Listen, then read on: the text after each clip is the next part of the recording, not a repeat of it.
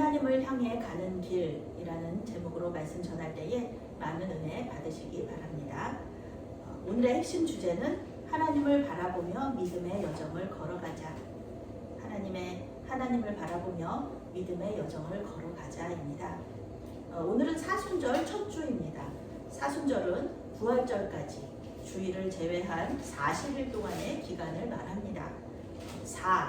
넉살자에다가 수는 열 숫자죠. 올해 2025년의 사순절은요, 지난 수요일입니다. 지난 3월 5일 수요일부터 시작하여서 4월 19일에 끝이 납니다. 기독교 역사 2000년 동안 우리 믿음의 선진들은 사순절 절기를 지켜왔습니다. 그러면서 예수님의 고난과 사랑을 깊이 묵상하고 또 우리의 죄를 회개하는 시간을 가졌습니다. 특별히 한국교회는, 우리 교회는 이제 고난주간 일주일만 새벽기도 하지만 한국교회는 지금 40일 동안 특별 새벽기도회를 하면서 기도에 힘쓰고요. 또 금식하고 또 자선하고 이러면서 영적 성장의 기회를 갖는 그런 시간들을 가지고 있습니다. 독일 루터교회 목사이자 신학자였던 디트리 본 회퍼 목사님은 성경이 우리와 하나님의 만남의 장소다 이렇게 말하고 있습니다. 하나님 앞에 섰을 때 우리가 어떻게 반응할 것인가? 사도 베드로는 예수님 앞에 섰을 때 놀라운 예수님의 그 역사 앞에서 예수님이 하나님이심을 깨닫고 나서요, 무릎을 꿇고 주님 앞에 이렇게 고백합니다. 주여 나를 떠나소서, 나는 죄인이로소이다. 성경 말씀을 읽을 때 우리는 우리의 죄악을 깨닫게 되고요, 주님 앞에 회개의 기도를 올리게 됩니다. 그것이 성경을 읽는 우리에게 주시는 하나님의 은혜입니다. 성경을 읽었는데 아무런 마음도 없고 느낌도 없고 무슨 말인지도 모르겠고 이렇게 했다. 그러면 하나님께 기도해야 되는 것이겠죠. 말씀을 통해서 주님 만나고 싶습니다. 주님 우리와 만나 주십시오. 저와 만나 주십시오. 이렇게 기도하셔야 될 것입니다. 죄와 구원의 은혜는 뗄래야 뗄 수 없는 관계입니다. 지금 현대사회에서 가장 잃어버린 언어가 바로 죄라는 단어입니다. 죄라는 이야기를 하고 싶지도 않아 하고요. 그리고 듣고 싶지도 않아 하는 거예요. 그런데 죄가 없으면요, 용서와 구원도 없거든요. 그렇기 때문에 죄와 구원, 이 두 가지가 항상 함께 우리에게 있어야 된다는 것입니다. 한 세트라는 거죠. 인간의 죄만 선포하고 하나님의 구원의 은혜를 선포하지 않는다든지, 아니면 하나님의 구원과 은혜, 위로는 계속 얘기하는데 죄에 대한 이야기를 하지 않는다. 그러면은 이것은 수박 겉핥기식으로 우리 인간의 깊은 내면을 치유할 수 없다라는 것을 우리가 알 수 있는 것이죠. 우리 인간에게는 만약에 그런 수박 겉핥기식의 위로만 있다 그러면은 구원의 소망이 없어지는 것이죠. 다른 종교와 다를 바가 없다는 것입니다. 그래서 우리는 말씀 속에서 특별히 이 사순절 기간에 말씀을 읽고 깊이 묵상하면서 그 안에서 우리의 죄를 깨닫는, 거울처럼 성경 말씀을 보면서 우리 자신의 죄인됨을 깨닫는 그런 하나님의 은혜의 시간을 가져보려고 합니다. 1절부터 4절까지의 말씀 함께 읽겠습니다. 온 땅의 언어가 하나요 말이 하나였더라. 이에 그들이 동방으로 옮기다가 신할 평지를 만나 거기 거류하며 서로 말하되 자 벽돌을 만들어 견고히 굽자 하고, 이에 벽돌로 돌을 대신하여 역청으로 진흙을 대신하고, 또 말하되 자 성읍과 탑을 건설하여 그 탑 꼭대기를 하늘에 닿게 하여 우리 이름을 내고 온 지면에 흩어짐을 면하자 하였더니. 아멘. 이 말씀 속에 오늘 말씀의 그 정수가 다 들어있는 것이죠.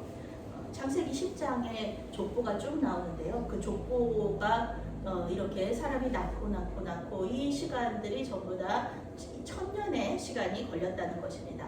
각기 언어와 종족과 나라대로 정착하는데 걸린 시간이 바로 이 1000년이에요. 그런데 이 1000년 기간 중에 어떤 사건이 있었냐 하면은 오늘 말씀에 나오는 바벨 사건이 있었다는 것입니다. 우리가 바벨 이 이야기를 들으면은 가장 먼저 생각나는 게 무엇입니까? 언어가 나뉘어졌다는 것입니다. 지금 외국어 배우느라고, 물론 요즘은 이제 번역기가 생겨서 많이 편해졌지만 이 언어를 배우는 게 우리 권사님과 집사님들도 그 해외 여행 가시면은 언어를 또 이렇게 가시면 아유 영어 공부 좀 해야겠다 이렇게 다 생각하고 오시는 거죠. 그렇게 이제 언어가 참 이렇게 문제가 되는데 우리가 소통하는데 언어가 참 문제가 됩니다. 그리고 뭐 언어가 똑같다고 해서 뭐 달라지는 거가 사실은 없는 게 언어는 똑같은데 서로 이해할 수 없는 이야기 또 오해하는 이야기를 하면은 이렇게 소통 안 되는 거 마찬가지였다는 거죠. 그런데 오늘 바벨탑 사건은요 이렇게 소통이 안 될 뿐만 아니라 언어까지 다 나누어져서 이 사람들이 흩어졌다라는 것이죠. 원래 노아의 후손들은 한 가지 언어만 사용했다는 것입니다. 당연하죠. 이 노아와 노아의 가족들이 아주 큰 건물 같은 방주를 만들었잖아요. 말이 안 통하면은 이 방주를 같이 만들 수 없었겠죠.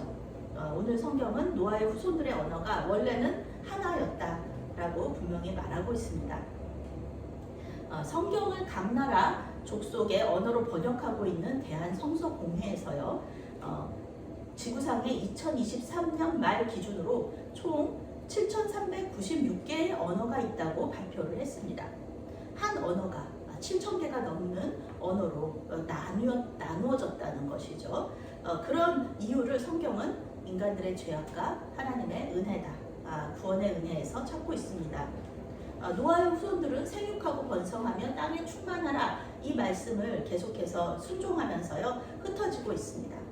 좋은 땅이 나오면은 정착하고 또 그렇지 않으면은 또 계속해서 이렇게 동쪽으로 계속 떠나가고 있는 그런 것을 오늘 성경에서 볼 수가 있습니다. 그런데 이 후손들이 시날 땅에 도착했을 때의 일이에요. 시날 땅은 지금의 이라크 지역입니다. 이라크의 그 티그리스 유프라데스 강 유역은요 메소포타미아 문명이라는 아주 놀랍고 위대한 문명이 잉태한 그런 곳입니다. 우리나라 그 고구려 백제 신라가 계속 싸울 때 우리 드라마에서 많이 보잖아요. 왜 싸우나요?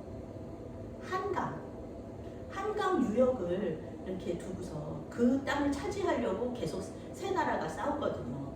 그 땅을 한강 유역을 차지하는 나라가 그 당시에 가장 강대국입니다. 왜 한강 유역이냐 하면은 그렇게 풍요로운 땅이니까. 풍요로운 땅이니까 그 땅을 계속해서 이렇게 차지하려고 하는 건데요. 마찬가지입니다. 이 유프라데스 강과 티그리스 강이 흐르는 이 지역은요. 비옥한 초승달 지역이라는 별명을 가지고 있어요. 사람이 살기에 아주 좋은 곳입니다. 우선은 물이 있으니까 사람 살기 좋고 토지도 비옥하고 그러니까 농사 짓기도 좋고 그러니까 이제 사람들이 여기에 정착을 하게 되는 것이죠. 노아의 후손들도 당연히 이 땅이 좋은 땅이니까 정착하는 거는 당연한 일이죠. 그리고 정착을 한다고 되나요? 도시 건설해야죠. 같이 집을 짓고 도시 건설하고 이런 거는 뭐 별로 제가 보기에도 우리가 보기에도 이게 무슨 잘못인가 이렇게 생각할 수 있습니다. 그런데 이 좋은 땅에 정착하기 위해서 집을 짓고 또 탑을 건설하고 이런 것이 문제가 아니다. 바벨탑은요 인간의 헛된 노력을 상징하는 그런 단어입니다. 헛된 노력이에요. 왜 헛된 노력일까? 왜 하나님은 언어를 혼잡하게 하시면서까지 도시를 짓지 못하게 하셨을까? 그것은 바로 방향이 잘못되었다. 이 도시를 건설하는 목적, 그 방향이 잘못되었다는 것입니다. 하나님을 바라보면서 그 말씀에 순종하여서 정착하고 집을 짓고 도시를 건설했다면 아무 문제가 없는 것입니다. 그런데 그들은 탑 꼭대기를 하늘에 닿게 하겠다. 그리고 우리들의 이름을 내겠다. 그리고 온 지면의 흩어짐을 자기들이 안 하겠다라고 그렇게 하기 위해서 이 도시를 건설했다고 성경이 이야기하고 있는 것입니다. 이것이 문제라는 것이죠. 이름을 낸다라는 것은요. 세번역 성경은 우리의 이름을 날리자 이렇게 번역하고 있습니다. 성경은 하나님이 사람의 이름을 높여주시는 것을 굉장히 귀하게 생각해요. 우리 스스로 우리의 이름을 높이는 것은 성경에서는 그것은 죄라고 얘기합니다. 하나님께서 우리 사람의 이름을 높여주실 때 그것을 복이라고 얘기하는 거예요. 스스로의 이름을 높일 수 있는 분은 하나님밖에는 없습니다. 그런데 이 사람들은 뭐예요? 자기들의 이름을 높이고 싶어한 거죠. 유명해지고 싶어한 겁니다. 천년이 지나기도 전에 노아와 그 가족들에게 주셨던 하나님의 은혜를 잊어버리고 자기 스스로를 높이면서 자신들을 우상으로 숭배하는 그런 길로 들어선 것입니다. 아유, 천년이면은 길지. 천년이면은 뭐 우상 숭배할 수 있는 시간 되는 거 아니야? 이렇게 생각할 수도 있죠. 그런데 이 당시에 인간의 수명이 100년이 아니잖아요. 우리 지금 수명은 100년도 안 되니까, 물론 100년 넘게 사시는 분들도 계시지만, 그렇지만 100년이 안 되니까 1000년은 길단 말이에요. 그런데 이 당시 사람들은요, 홍수 이후에는 물론 수명이 점점 짧아지기는 하지만, 그래도 400~500년 가까이 살던 시대예요.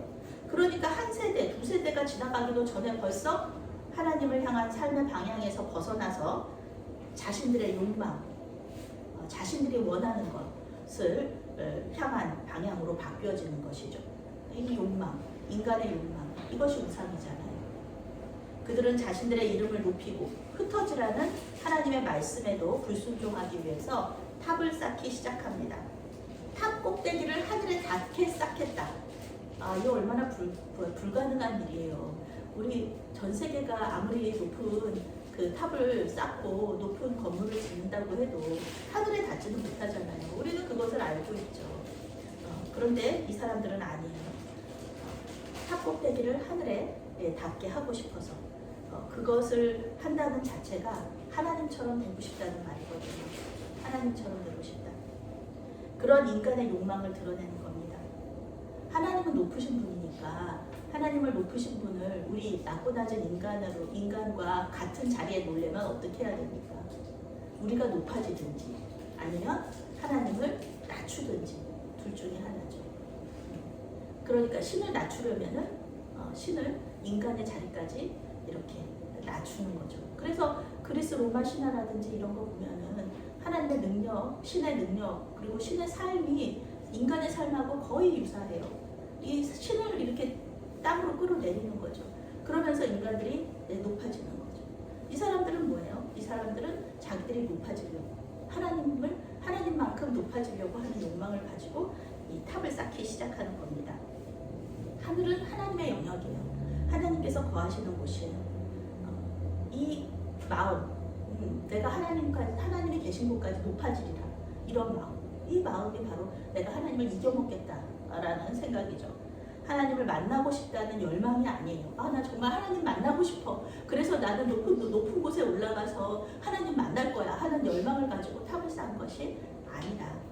중세시대에는 그런 마음, 그런 열망을 가지고 있어서 중세시대의 건축물 보면 뾰족뾰족하죠. 우리나라도 영락교회나 이런 교회들 보면 뾰족한 첨탑, 십자가 탑을 많이 이렇게 만들잖아요. 그건 뭐냐 하면은 하나님처럼 높아지겠다는 마음이 아니라 높은 곳에 계신 하나님을 정말 내가 만나고 싶습니다. 그런 간절한 열망을 가지고 이렇게 첨탑을, 이렇게 십자가 탑을 세우는 거거든요.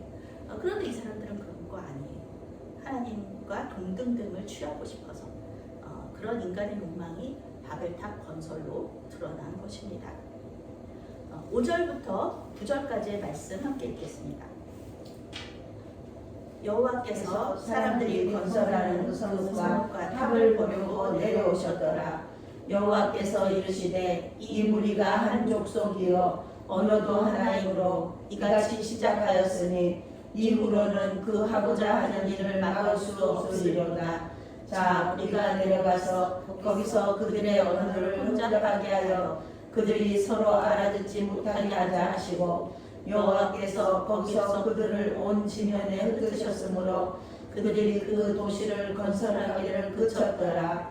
그러므로 그 이름을 바벨이라 하니 이는 여호와께서 거기서 온 땅의 언어를 혼잡하게 하셨습니다. 여호와께서 거기서 그들을 온 지면에 흩으셨도다. 아멘. 이 사람들이요 열심히 도시와 탑을 건설하기 시작했습니다. 신할 평야에는 돌과 진흙이 없어요. 그러니까 어떻게 해요? 벽돌을 만들어서 구워야 됩니다. 얼마나 일이 많아요. 벽돌을 만들어서 굽는 거. 그냥 돌을 가져다가 이렇게 쌓아놓는 거랑 벽돌을 만들어서 굽고, 그리고 이제 천연 아스팔트라는 것이 엽청이거든요. 이 역청을 어디서 채취를 해 와가지고 그것을 그렇게 건설하기 시작하는 거예요. 참 힘들고 고단한 일들인데 이 사람들은 그 마음에 이 수고와 노력이 정말 아무렇지도 않게 힘들지 않게 이 탑을 계속해서 이렇게 건설하기 시작하는 거예요. 왜냐하면은 이 하늘 끝까지 닿아야 되잖아요. 엄청나게 높이 이렇게 해야 되잖아요. 그러니까 이 사람들의 지금 그 벽돌과 천연 아스팔트 역청이라고 하지만 이때 당시에 무척 도시화가 진행됐고 과학적으로도 발전이 됐다는 것을 알 수가 있습니다. 그런데요, 이 안타깝게도 이게 참 헛된 것이라는 게 이 사람들은 하나님처럼 높아지려고 이 탑을 쌓는 거잖아요. 그런데 하나님이 보시기에 이 탑이 보이지도 않는 거예요. 생각을 해보세요. 우리가 그 우주에서 이렇게 지구를 바라보면서 사진을 찍잖아요. 그 보신 적이 있을 거예요. 그러면은 뭐가 보이나요? 초록색, 바다 이런 거는 보이지만 건축물은 안 보이거든요. 그래도 보인다는 게 만리장성 정도 보인다는 거죠. 하나님께서 이렇게 바라보시는데 이 인간들이 탑을 쌓는다고 하는데 보이지 않아요. 하나님이 보시기에는 이게 그렇게 대단하지 않은 거예요. 우리는 막 이렇게 대단하다고 생각하거든요. 피라미드만 가도 또 우리가 또 이렇게 스핑크스만 가도 저는 이집트의 스핑크스를 보고서 정말 놀랐어요. 제가 생각하는 스핑크스의 크기가 아닌 거예요. 너무너무 커요. 스핑크스가 보면은 아주 대단하게 잘 만들어놨어요. 우리 사람이 보기에는 그게 대단하지만 하나님이 보시기에는 그게 그렇게 대단하지 않은 거예요. 하나님 직접 이렇게 보시면은 보여야 되는데 하나님 직접 내려오셔서 보셔야지 되는 거예요. 내려오셔서 보셔야지 바벨탑이 보일 정도로 이 바벨탑이 인간들에게는 대단했는데 하나님 보시기에는 그게 굉장히 이렇게 보잘것없었다는 것이죠. 하나님에 대한 그 반역이면서 배신인 이들의 행동, 하나님 왜 중심 보시는데 이 사람들의 마음을 왜 모르시겠어요? 정말 하나님을 만나고 싶은 갈망에서 이 탑을 짓는지, 아니면 자기들이 하나님처럼 되고 싶고 다시는 하나님 그래? 하나님이 홍수 같은 거 보내도 우리는 여기서 있으면 안전해. 우리는 이 탑이 하늘까지 높아지니까 아무리 1년 동안 비가 오고 그래도 우리는 이제 물에 빠져 죽을 일은 없어. 이러면서 탑을 계속해서 짓고 있는 거예요. 하나님의 심판도 무섭지 않다. 우리는 하나님의 심판도 피해갈 수 있는 이런 높은 탑을 지을 것이다. 이러면서 이렇게 자기들의 그 마음으로 그런 욕망으로 이렇게 하나님 무시하면서 지은 것이기 때문에 하나님께서 이렇게 이 사람들을 당장에 비바람, 홍수, 번개 이렇게 보내셔서 멸망시키셔도 이 사람들 할 말이 없는 것이죠. 그런데 하나님께서는 하나님의 약속을 기억하시잖아요. 내가 다시는 이들을 멸망시키지 않겠다. 물로 홍수로 멸망시키지 않겠다. 하나님 그 약속을 지키셔요. 그런데 그렇다고 해서 이 인간들이 계속해서 죄 짓는 거를 보고만 계실 수는 없잖아요. 멈추셔야죠. 멈춰주셔야죠. 그렇잖아요. 누군가는 멈춰야죠. 그래서 하나님께서 하신 일들이 뭐냐 하면 근본적인 문제를 해결하세요. 그러면서 하나님처럼 되고 싶어하는 인간들의 죄악을 심판하십니다. 그냥 멸망시키고 이런 건 하나님한테 너무 쉬운 일이시죠. 오히려 근데 하나님은 이 쉬운 길을 가지 않으시고요. 그것보다 더 어려운 길을 가시는데 그것이 무엇이냐 하면은 바로 언어를 창조하시고 언어를 나누시는 일입니다. 말을 혼잡하게 하셨다. 이게 바벨의 뜻이거든요. 혼잡. 말을 혼잡하게 하신 거예요. 하나의 언어를 7,000개로 나누시는 거예요. 7,000개의 언어를 창조하시면서 그 사람들이 바벨을 건설하는 사람들이 전부 다 7,000개의 언어를 사용하도록 이렇게 만들어 버리시는 거예요. 하나의 언어를 사용해도 오해가 생기고 이해가 안 되는데 7,000개의 언어를 가지고 서로 말하기 시작하면은 얼마나 큰 혼란이 있었겠습니까? 저희가 이제 교인들이 많지 않지만 한 사람은 영어 쓰고 한 사람은 저기 프랑스어 쓰고 한 사람은 한국어 쓰고 그런다 그러면은 저희는 세 사람이지만 어떻게 무슨 말을 이렇게 이해할 수가 없는 그런 상황이 되겠죠. 한 마음으로 그 큰 바벨이라는 건축물을 건설하기에는 불가능한 것입니다. 결국 사람들은 도시와 탑의 건설을 멈추고요. 자신들과 같은 언어를 사용하는 사람들끼리 이렇게 모여서 다시 이렇게 길을 떠나게 됩니다. 새로운 정착지를 향해서 떠나게 됩니다. 물론 이제 신할 평지에 남는 사람들도 있었겠죠. 그 자기들끼리 또 말이 통하는 사람들. 그런데 그 신할 평지에 남는 사람들이 이 바벨 탑을 계속해서 도시를 건설할 수 있었겠느냐는 것이죠. 당연히 이거는 놀라운 하나님의 역사인 거를 알고 하나님께서 우리를 이렇게 또 심판하셨지만 은혜 가운데 심판하셨구나. 이것을 깨달았으면은 더 이상 그 하나님처럼 되고 싶다. 내가 하나님처럼 될 수 있다라고 생각할 수가 없는 것이죠. 하나님과 자신들의 능력의 차이를 실감할 수 있는 것입니다. 이거는 다른 말로 하면 무엇이에요? 우리 인간은 언어 하나만 할 수 있는데 하나님은 7,000개가 넘는 언어로 이야기하실 수 있다는 거랑 똑같은 거거든요. 어떻게 하나님을 이기겠습니까?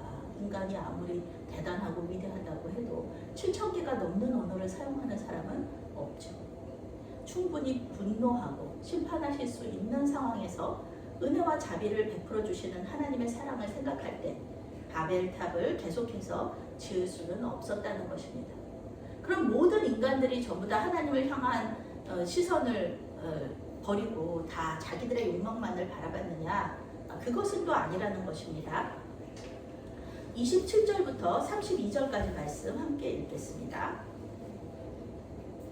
데라의 조건은 이러하니라. 데라는 아브라함과 나홀과 하란을 낳고 하란은 롯을 낳았으며 하란은 그 아비 데라보다 먼저 고향 갈대아인의 우르에서 죽었더라. 아브라함과 나홀이 장가 들었으니 아브라함의 아내의 이름은 사레며 나홀의 아내의 이름은 밀가니 하란의 딸이요 하란은 밀가의 아버지이며 또 이스가의 아버지더라. 사레는 임신하지 못하므로 자식이 없었더라. 데라가 그 아들 아브라함과 하란의 아들 그의 손자 롯과 그의 며느리 아브라함의 아내 사라를 데리고 갈대아인의 우르를 떠나 가나안 땅으로 가고자 하더니 하란에 이르되 거기 거류하였으며 데라는 나이가 250세가 되어 하란에서 죽었더라. 아멘. 하나님께서 인간의 구원을 위해서 선택하신 한 사람이 이제 드러나고 있죠. 그 사람 바로 아브라함입니다. 원래 아브라함의 이름은 아브람이었죠. 아브라함이라다가 하나님께서 아브라함으로 이름을 고쳐주십니다. 아브라함은 노아의 큰아들인 셈의 자손으로 태어납니다. 학자들은 아브라함의 조상인 벨렉이 바벨탑 건설에 참여하지 않았던 그런 경건한 사람이었다고 말하고 있습니다. 그런데 시간이 지남에 따라서 이 경건한 셈의 자손들도 우상 숭배자들로 바뀝니다. 여호수아는 아브라함의 아버지 데라가 강 저쪽에서 다른 신을 섬겼다 이렇게 말하고 있습니다. 하나님은 아브라함을 강 저쪽에서 이끌어내셔서 이 가나안 땅으로 인도하셨다는 것입니다. 강 저쪽에서 살 때는 하나님을 바라보는 삶이 아니었어요. 그런데 이 하나님께서 이 죄악 중에 있던 자신들의 욕망을 신으로 섬기는 이 우상 숭배자들인 이 아브라함과 그 가족들을 부르셨다는 거죠. 그리고 이 하나님의 부르심에 순종해서 하나님을 바라보는 삶을 살기 시작한 사람들이 바로 이 아브라함의 가족들입니다. 물론 우상 숭배의 도시 우르에서 떠나서 가나안으로 가려고 결정한 것은 아브라함의 아버지 데라의 선택입니다. 오늘 말씀에 나오죠. 아브라함의 가정을 소개하고 있는데 이 데라가 우르에서 가나안으로 이주하기로 결정을 하는 것이죠. 데라에게는 노아처럼 세 아들이 있었습니다. 아브라함, 나홀, 하란이라는 이름이죠. 나홀과 하란은 지역의 이름이기도 합니다. 하란은 아들 롯과 딸들인 밀가, 이스가를 남기고 우르에서 아버지보다 먼저 세상을 떠납니다. 아브라함은 자신의 이복 누이인 사레랑 결혼을 해요. 그런데 아이가 없어요. 불임이었습니다. 사레가 불임이라서 아이가 없었습니다. 데라가 왜 익숙하고 풍요로운 우르, 여기는 이라크 땅이에요. 그 티그리스 유프라테스 강이 있는 그런 아주 비옥한 그 땅이죠. 우르 땅을 떠나서 척박한 가나안 땅으로 이주를 하려고 결정했는지 그 이유를 성경은 이야기해주지 않습니다. 그런데 이제 제가 신대원 다닐 때 왕대일 교수님이라는 구약학자, 구약학 교수님이 계셨어요. 그 교수님은 이렇게 해석을 하시는 거예요. 이 데라가 이 그때 당시에 부끄러움과 수치심 때문에 이주를 결정했다. 이렇게 말하는 것이죠. 뭐가 부끄럽고 뭐가 수치스러웠냐?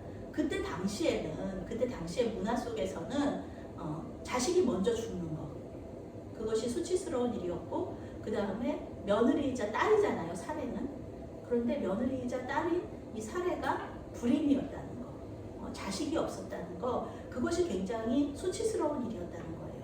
그래서 이 아버지 데라가 먼저 이렇게 가나안으로 이주를 하기로 결정을 했다라는 것이죠. 율법은 근친간의 결혼을 부정하는데요, 하지 말라고 하시는데, 지금 이 시대는 율법을 주시기 전의 시대잖아요. 그러니까 근친간의 결혼에 문제가 없었죠. 그러나 우리는 불임이라는 것이 전혀 부끄러운 일이 아니라는 것을 알고 있습니다. 불임은 하나님의 은혜의 시작점이잖아요. 성경에서 불임이었던 어머니들이 위대한 하나님의 사람들을 태어나게 낳았던 일들이 얼마나 많아요. 사례는 아들 이삭을 낳게 되죠. 그리고 한나는 사무엘을 낳았어요. 그리고 엘리사벳은 예수님의 그 앞길을 또 예비했던 그 세례 요한을 낳았습니다. 이렇게 성경에서 위대한 몇몇의 사람들은요, 불임인 어머니로부터 태어났습니다. 우리는 아브라함이 하나님의 복을 받고 또 예수님의 조상이 되었다는 것을 알고 있습니다. 중요한 것은 지금의 상황이 아니에요. 지금의 상황이 아니라 어떤 방향으로 우리가 나가고 있느냐, 그것이 중요한 것이죠. 나의 욕망, 하나님처럼 되고 싶은, 내가 스스로 높아지고 싶은 나의 욕망을 따라서 내가 가고 있느냐, 아니면 하나님을 향해 하나님을 바라보면서 걸어가고 있느냐, 이것이 중요하다는 것이죠. 사도 바울은 빌립보 교회 교인들에게 예수님을 이렇게 소개합니다. 그는 근본 하나님의 본체시나 하나님과 동등됨을 취할 것으로 여기지 아니하시고 오히려 자기를 비워 종의 형체를 가지사 사람들과 같이 되셨고 사람의 모양으로 나타나사 자기를 낮추시고 죽기까지 복종하셨으니 곧 십자가에 죽으시니라. 아멘. 예수님은 하나님이세요. 그러니까 하나님처럼 높아지셔도 되는 분이에요. 아무 문제가 없는데 예수님은 계속 낮아지시고 종의 모습까지, 사람의 모습까지 낮아지셨다는 거예요. 그리고 십자가에서 죽기까지 낮아지셨다. 죽임을 당하신 거죠. 십자가에서 죽임을 당하실 것까지 그렇게 낮아지셨다는 거예요. 그런데 우리 인간은 어때요? 우리 인간은 하나님이신 예수님은 계속 낮아지시려고 하는데, 우리 인간은 낮고 낮은 곳에 처한 우리 인간은 계속해서 높아져서 하나님의 자리까지 높아지려고 하는 이런 우리 인간의 죄성이 있다는 것입니다. 이것이 불가능하다는 것을 우리는 알 수 있어요. 오늘 바벨 사건도 그렇잖아요. 아무리 열심히 노력해도 우리가 하나님의 자리에 앉을 수는 없습니다. 우리는 그러면서도 계속 높아지고 싶어 하는 거예요.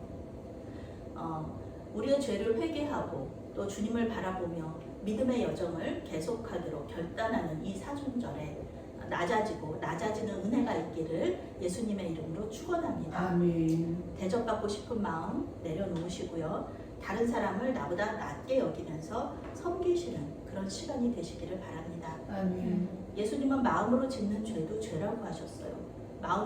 우리 마음에 죄 짓고 싶은 마음, 욕심, 이런 마음이 떠오를 수 있어요. 우리 인간이니까. 그럼 그때마다 어떻게 합니까?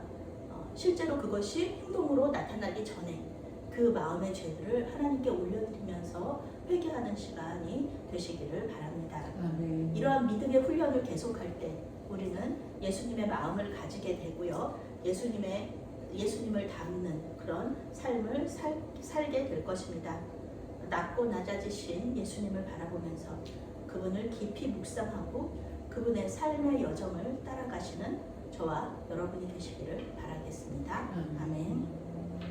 사랑의 하나님, 헛된 것에 우리의 자원과 에너지를 소모하지 않도록 인도하여 주시옵소서. 우리가 하나님처럼 높아지려는 마음으로 바벨탑을 쌓을 때 어떤 방법을 통하시든지 멈추게 하여 주시옵소서. 지금의 상황을 바라보는 것이 아니라 하나님을 바라보며 믿음의 여정을 계속할 수 있도록 도와주시옵소서. 낮아지신 예수님을 본받아 섬기는 삶을 살게 하여 주시옵소서. 예수님의 이름으로 기도합니다. 아멘.